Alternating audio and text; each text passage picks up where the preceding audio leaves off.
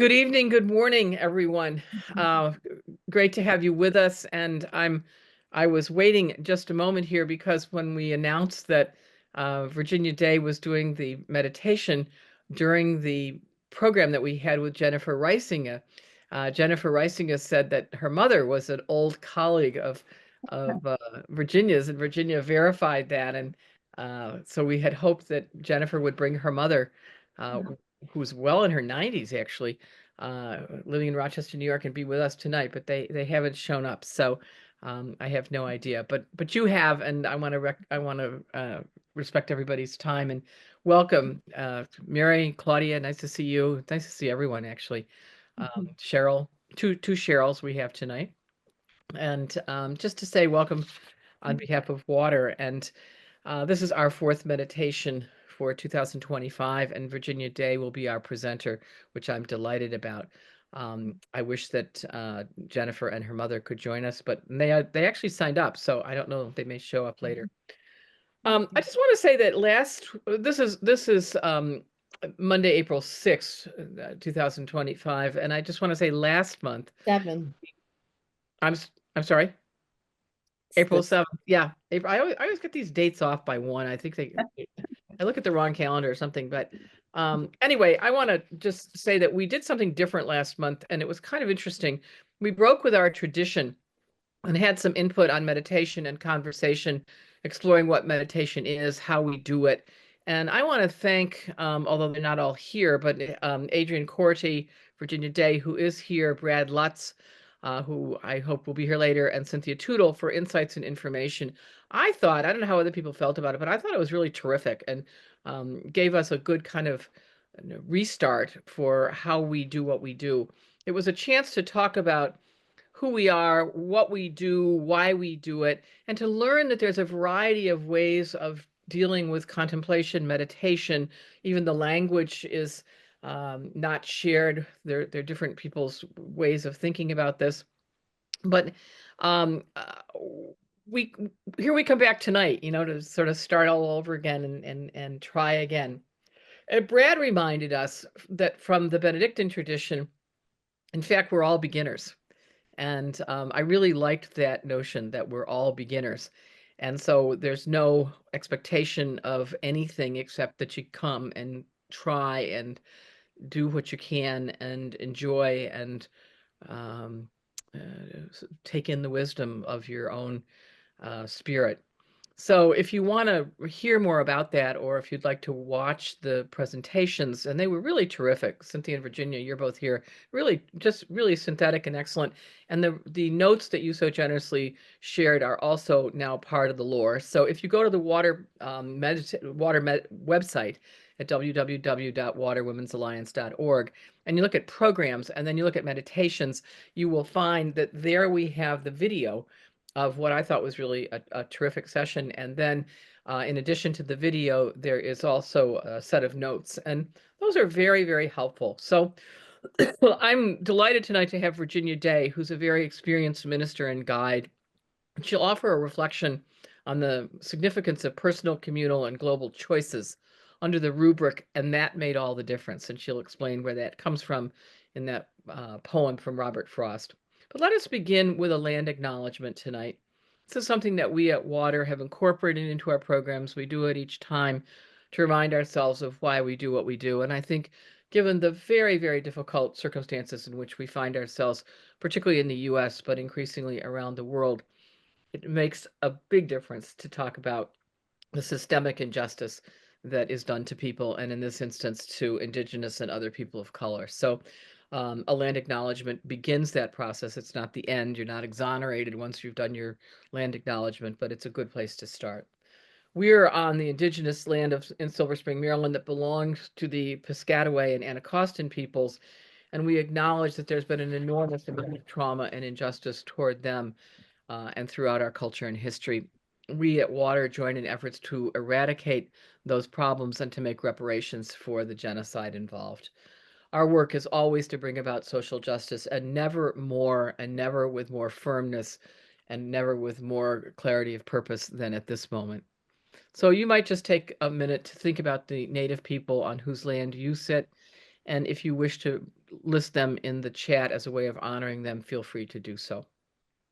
We'll take just a moment of silence to imbibe their spirits and be grateful for them.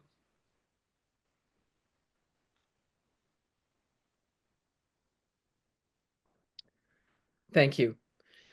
The way this works is that our presenter, in this instance, it will be Virginia Day, will offer something briefly by way of springboard, really, to spark our contemplation. And then we'll spend 22 minutes or so in silence together, and there'll be a gong rung at the beginning and at the end of that. And after the silence, we'll open the floor for conversation. This is based on the model of Nancy Sylvester, which is the communal contemplation, which is what we're going to engage in, and then the dialogue that emerges from that. So feel free during this time, especially during the meditation time, to turn off your video and enjoy the image that will be on the screen. And then use your own favorite technique. We're not particularly pedantic about this, but it could be following your breath or repeating a mantra or picking a random word on which to focus. You might want to sit, you might want to walk, but please be comfortable. Know that as you enter into the silence, it's the very act of being here and joining us all in contemplation that is the heart of holiness. The rest, as the rabbis say, is commentary. It's the very act of being here and joining us all in contemplation that is at the heart of holiness. The rest is commentary. So if you'd mute your audio, that would be great until it's time to share after the meditation, and then we'll have a good, clear line to hear and to record what Virginia brings us this day. Virginia Day's last two themes with us were memorably persistence, one, and a blessing for the new year, another. In both instances, she led us gently in a good direction, and I expect she'll do the same tonight. Virginia is a nurse by training, a palliative care chaplain, and a spiritual director who brings lots of experience into our midst. Her background, both in nursing and in ministry, gives her a holistic view of persons and situations. And this comes out over and over again in the things that she says. She's a careful thinker and a good judge of just what is needed when it's needed. That makes me confident that where she will guide us will always be fruitful, and I think that will happen tonight. God knows we need it with all of the chaos in our dear world. So thank you, Virginia, for offering, and that made all the difference. Virginia Day. Thank you, Mary. Well, I greet each of you in little boxes, but you're friends of many years now. I'm happy to be with you. When Mary asked me to consider offering a reflection some months ago, and I imagined that this might be the experience of our good friends here who have said yes to Mary. Well, my pattern is that I usually walk around with possible words and themes and inspirational thoughts for weeks and days, given this awesome responsibility to try to inspire and possibly move hearts and minds. So that's what I bring to you this evening. I didn't know Mary was going to do a recap of last month, but if you don't mind, I'll present my own. I too was very grateful. Mary, you gave me credit, but I wasn't one of the presenters last month. How did I do that? All right. All right. But thank you. But I was fortunate. I am fortunate tonight because I follow Mary Hunt, Cynthia Tootle, Brad Lutz, and Adrian Corti, who offered the unique March session with insights of a more practical nature on how to meditate and how to just be. Since March 10th monthly meditation for me seems like ages ago, and I'm sure for all of you, in these present chaotic times. I wanted to remind you of how Mary, with great honesty, expressed, and this is what I think we feel personally, that we're all amateurs at prayer. And the first steps involve leaving aside, even briefly, the burdens of the day and give time to silence. So I hope that you're able to do that this evening. Cynthia Tootle offered us a sample of chants and goddesses to journey with, and Brad helped us to engage in practices of meditation and contemplation as aids to discernment. And finally, Adrian offered us a wonderful way to begin the mystery of each new day with special attention to our senses. And so, as Mary suggested, and as I did in preparation for tonight, I went back to that March 10th presentation, which you'll find on the Water website. In selecting tonight's title, and that made all the difference, I am referring, as you're probably aware, to the final line of Robert Frost's poem, The Road Not Taken, written in 1916, and I'm suggesting it as a guide to our quiet time together. This poem by Robert Frost, born in 1874 and who died in 1963. Personally, I couldn't remember. I guess it was the tumult of the 60s that such a significant moment of his passing. I did not remember that was the year. The poem evolved out of a time of Robert Frost living in England and visiting and really walking with his friend, Edward Thomas, a British writer, who we think now may have been wrestling with his own questions. He enlisted in World War I and sadly was killed 2 years later.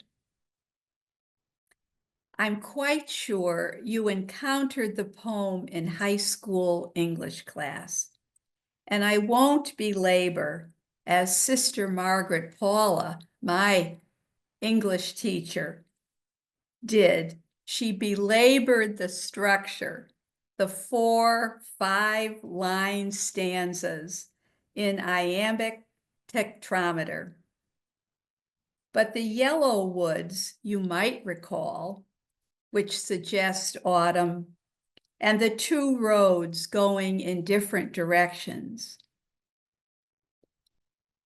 The author, Robert Frost, commented wisely on the undergrowth in the path, which was grassy, and it suggested being least traveled by.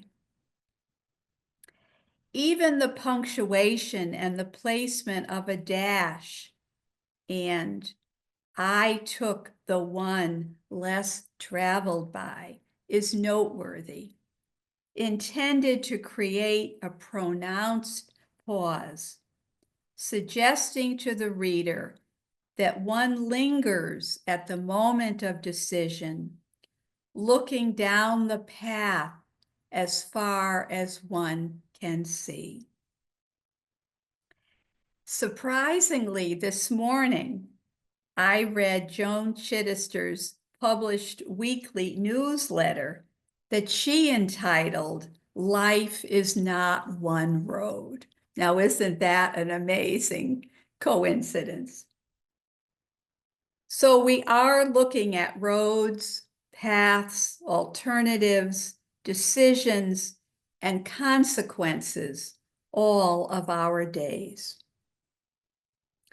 Robert Frost didn't have the language of today, but he was writing about those who, in my words, desire to live consciously. There is something to be gained by visiting these former treasures, like this poem, as if for the first time. And I suggest that this poem is one of those treasures. With Magdalena's help, I would like to offer the silence for a moment so that you might enjoy reading the poem yourself.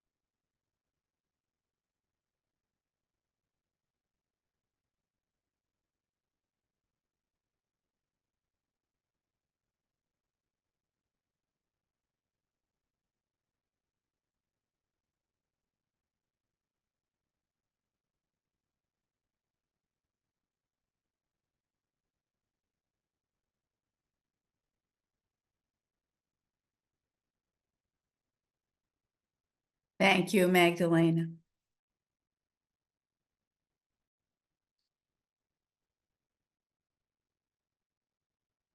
And that made all the difference. A path you don't fully choose until you're on it, and you have no idea of the outcome. And in his words, how you would talk about it years later. And that made all the difference. I invite you to take a walk in the woods this evening, both figuratively and metaphorically. And that made all the difference. It occurred to me what gratitude we experience for even the gift and the freedom that is ours to choose our path.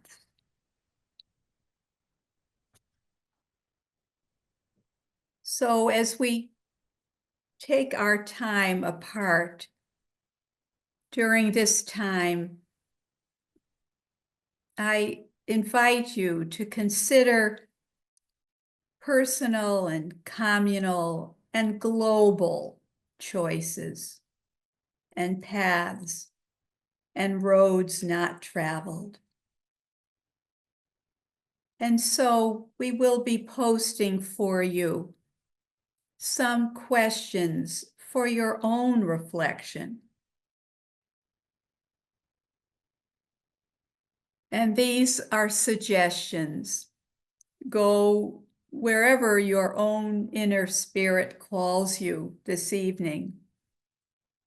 But you might ask, what road am I? Are we on? Are there divergent roads? I am, we are facing presently. What am I? What are we seeing or not capable of seeing down the road? How have we been changed on the road by the road itself? And can roads and paths be reversed?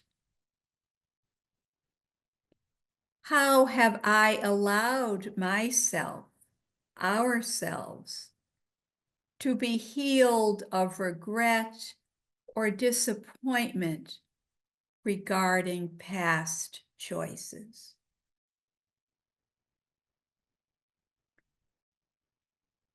So I will ask during this quiet time, perhaps to choose one or two of the questions, and keeping in mind always what made all the difference.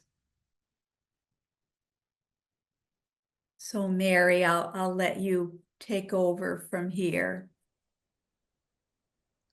Virginia, thank you so very, very much. It's a rich reflection and gives us a lot as we move into our period of silence together. I'll ring the gong and then we'll begin. In about 20 minutes from now, we'll reconvene. Enjoy your time of silence.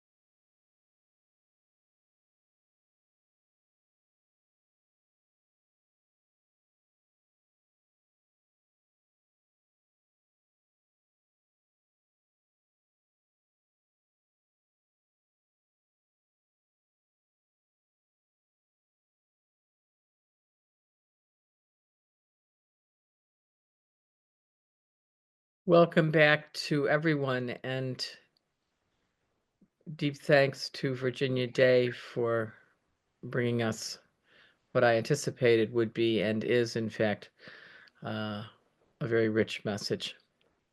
The floor is open now for conversation, for reflections, whatever it is that you'd like to share. Please make your comments brief, since there are a number of people, and it helps if you say your name and where you're from, so we get a deeper sense of who's with us tonight. You can use the raise hands button at the bottom of the screen, and you simply have to react using the reaction button, that little heart, and then you just raise your hand and then you lower your hand. It brings you to the top of the queue and we know who's next. Again, with thanks to Virginia and to Robert Frost, I open the floor.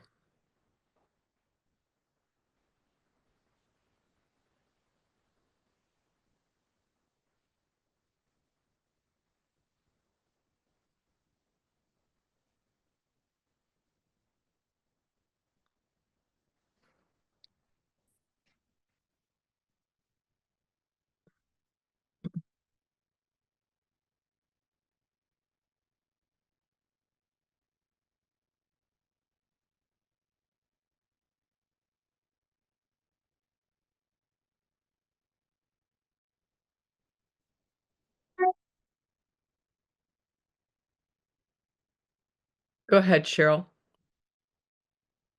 Uh, Virginia, I was not supposed to be here this evening.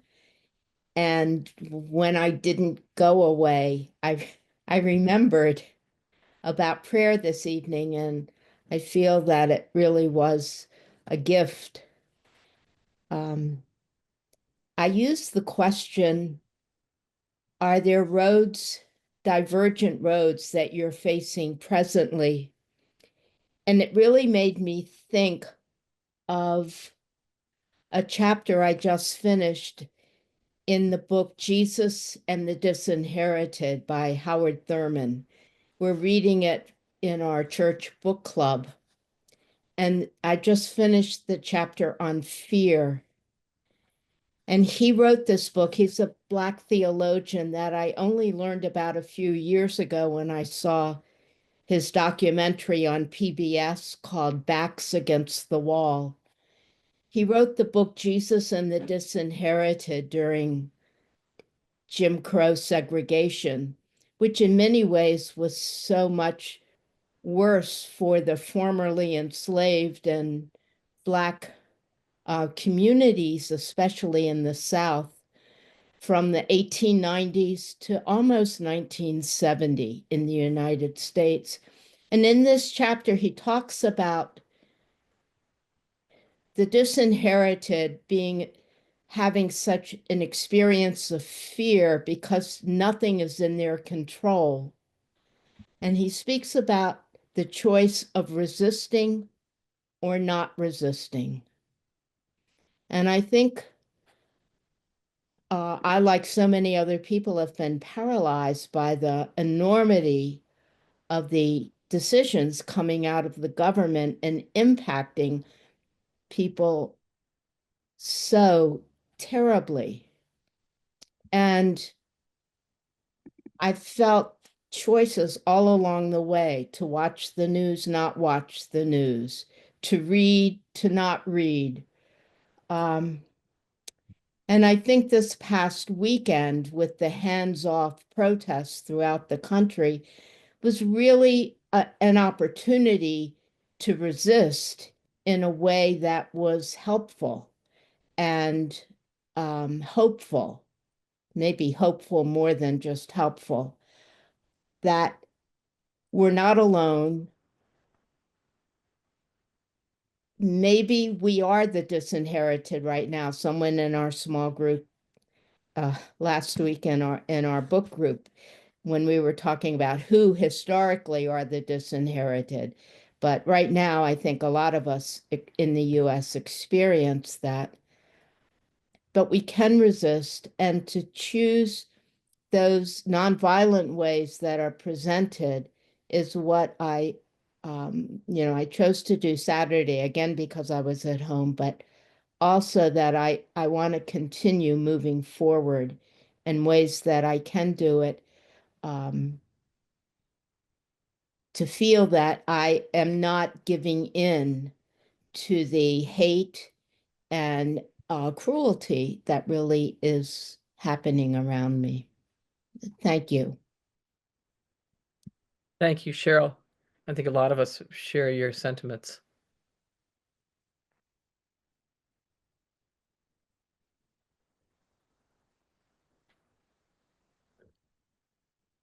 The floor is open.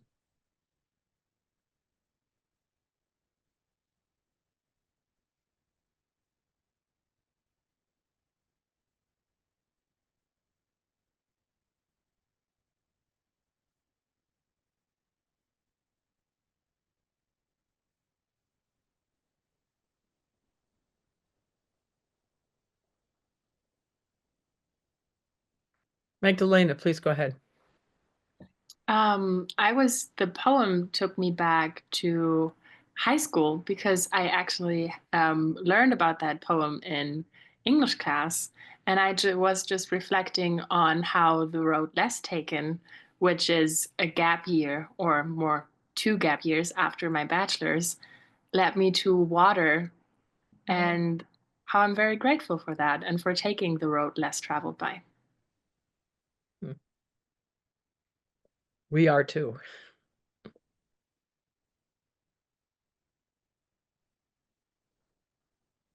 I was struck too, Virginia, by something that you said, which was about reading the poem, and you made very clear, you said reading it as if for the first time. And Magdalena's first time reading it was more recently than my own, but by some decades.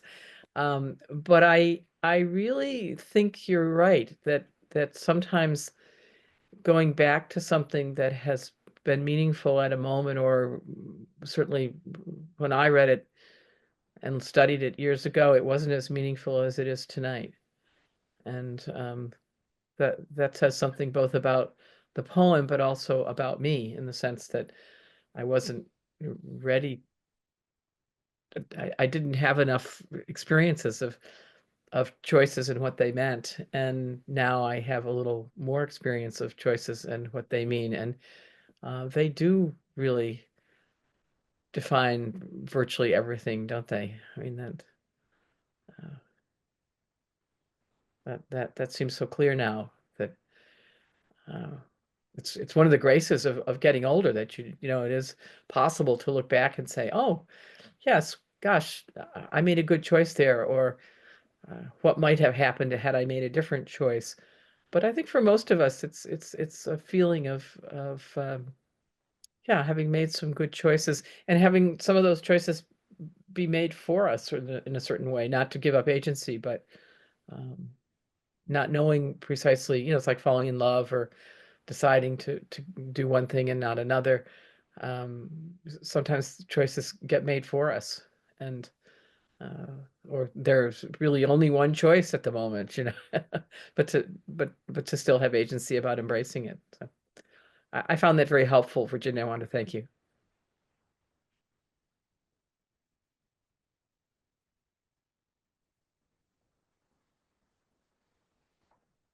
The floor is open.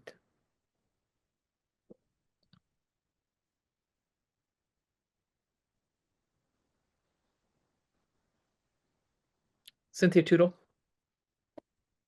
I can't figure out how to raise my hand, but here I am.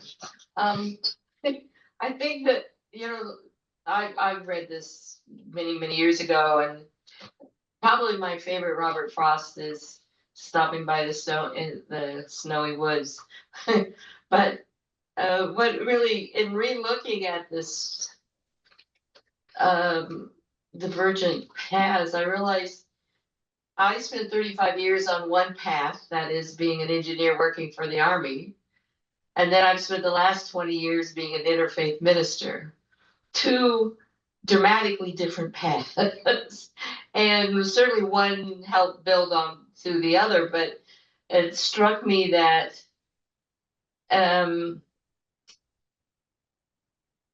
yeah, sometimes you can jump off a path and get on another one. And with some deliberation, and it's still a leap of faith. And at 20 you make a decision, and for me it was like 58 to 60 I made another decision. But again, once you get a path going and you really get into it, then it goes, sometimes paths go where they go and you're on it, and um uh you explore each path, and what it means as being on it happens.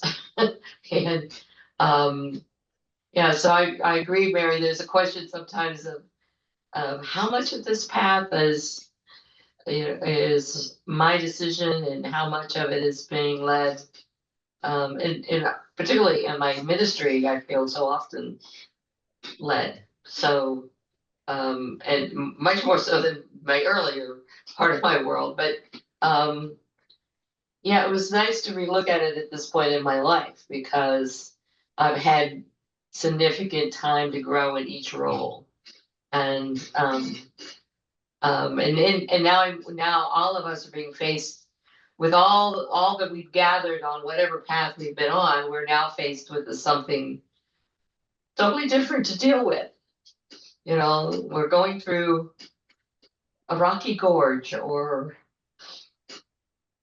something very different than the wind path we've been on before. And it's demanding the wisdom from all aspects of our lives to handle it. Yes, and perhaps some we don't know we have. Thank you, Cynthia. Anyone else like to offer an insight or reflection? Yes, please, Claudia, go ahead. I couldn't actually find the raise hands thing here, so anyway. Oh, it's down where it says react at the bar, just for future reference. There's kind of a little circle, at least on mine. Oh, there. Okay, it didn't. you just press Oh, I that. had to. I was okay. Okay, got it now. That's- Yeah. Sure. Well, go ahead. Welcome. Thank you. I just I'm Canadian. I was born in Toronto, but I'm in New York now on in ministry here. And I really appreciated the poem, being reminded of it. It's so long since I've heard it, and I've always loved it. So just the beautiful rhythm of it. A couple of things came to mind while I was reflecting, and one globally, I thought of that what Mark Carney said recently about, you know, the world as we know it is over. Basically, that's what he was saying. The world as we know it is over, but this is the reality. This is, and just in terms of paths being taken and the impact it's having on so many. And then personally, I just a few days ago, I'd gone out for a walk, and I was thinking of how I'm supported by the earth. You know, here I am walking. I'm supported by the earth. I'm loved by the earth. It's as if the earth is happy that I'm here walking. You know, and when I reflected on the diverging paths, I thought, yeah, I thought of choices in my life, and one thing about choices is that I've experienced, while there's been pain and struggle and all of that, but I've experienced gifts that I would never have imagined coming my way, you know, so so there's gratitude for that.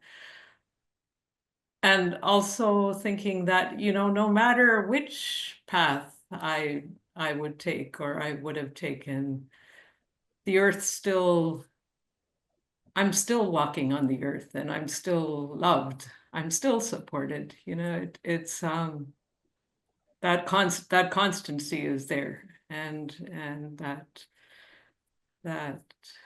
depth beneath me or holding me, or so I was very grateful for the poem tonight. Thank you for reminding me of it. Thank you, Claudia. If anyone else would like to share, it would be a time to do it. Virginia, you might have some closing remarks you might want to offer, or just a reflection on the reflections if you wish, or not. You have to unmute. Well, I have a feeling that it might stay with us for a few days. And maybe once it's online, of course, on the Water website, you might want to go back to the questions. I think for me, obviously it meant a lot because I chose the poem and the questions. I think what occurs to me, though, and I'm so happy to see you here, whatever the path is ahead of us, we really need one another. And I know that's for what I am very grateful for water and for other persons on the journey. You know, I think those of us who are a certain age were confronted with fewer choices. And especially now, you know, the life that maybe we thought we were going to have at this advanced age is changing. But how to respond nobly and faithfully. But I think the need for community, and for which I'm very grateful.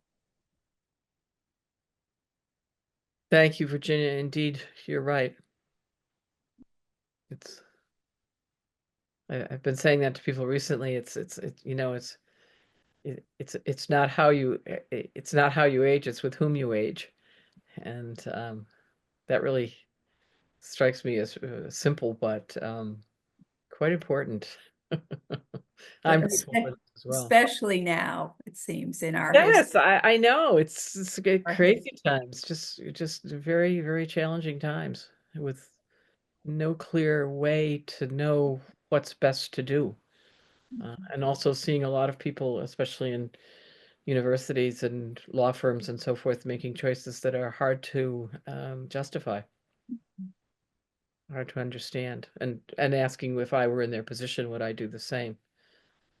And then making choices, of course, even for a small organization, that we will stand as firmly and as publicly and as nonviolently and faithfully as we can, as long as we can, to bring the kinds of educational programs that will hopefully help all of us to, well, and spiritual programs to resist in ways that are healthy and life-giving. But it's hard. It's hard. To that end, is there anyone else? I don't want to miss anyone. I will leave the Zoom open, but after we finish. But is there anyone who wants to speak now? You're certainly welcome. We'll leave the Zoom open as soon as we finish the announcements, and then if anybody wants to hang around and um, chat, that's fine too.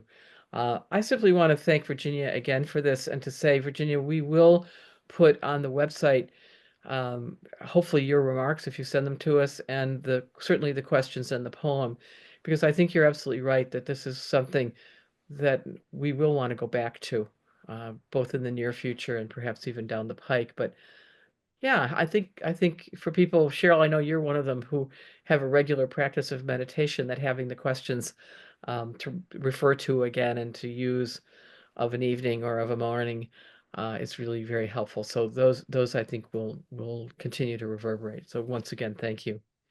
I want to remind that there will be programs upcoming next Wednesday, not this Wednesday coming, but a week from, on the 16th of April. I hope I have that date right. At 1 o'clock, we will have a wonderful program with the co-writers and co-directors of a movie called Voices from the Silenced, Pre-Roe Abortion Stories. And this is a film of a play.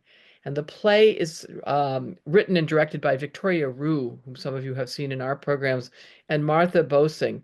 And it is the stories of women told by various women who had abortions before 1973, and they're very painfully familiar in the post-Dobbs period. And what happened was they got these women together. It's kind of a community effort. They got the women together, told the stories, and then made a play out of the stories. And then what we are offering is a video of the play, and you can watch that for free beforehand. And then we will have Victoria and Martha Bosing with us on Wednesday, April 16th at 1 o'clock on the East Coast to talk with us about this play and about the video. So I think it's going to be very important to help us, because the women who had the abortions, of course, now are up in years, and here they are watching some of the same dynamics play out for much younger women, and vice versa, that for younger women to see what it was like and to imagine what it was like pre-Roe to have an abortion. And again, no matter what you think about abortion, it's important to hear women's experiences. So I invite you to that on April 16th. Also on April 29th, which is a Tuesday at 7:30 p.m., Diane New and the WATERmeditation will celebrate a liturgy called Celebrate Earth, Our Power, Our Planet. And this comes at the time of Earth Day.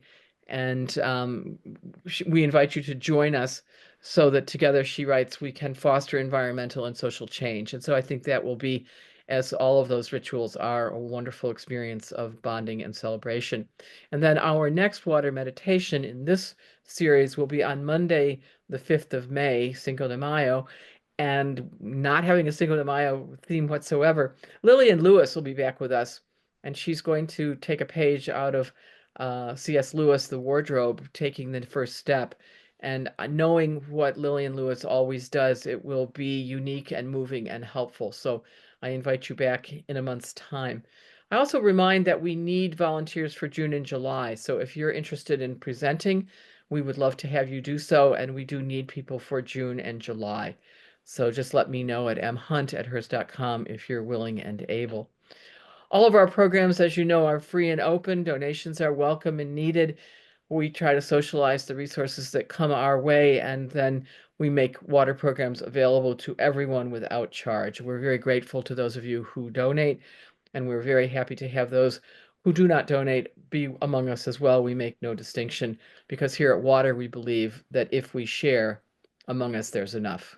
If we share among us, there's enough. And I can't even begin to say how over the 40 years of Water, the rich donations have come in so many forms that I can't name them all. And so just know that all of the ways in which people give are deeply appreciated. So with that, I close our official program with thanks again to Virginia Day and in absentia to Robert Frost. Obviously, feel free to stay on and chat if you wish, and mostly be safe and be of good cheer at this time of great uncertainty, especially as the economic questions now take center stage for many Americans as our possibilities, our financial possibilities shift and change. And as I tell anybody who will listen, for those of us who have the leisure to be here tonight, there are many, many, many more people whose circumstances are far worse than ours. So I'm deeply grateful for all of the riches that abound. So good day, Carly. Good night to the rest of us. Be safe, be well, resist. Yes, Virginia, it makes all the difference.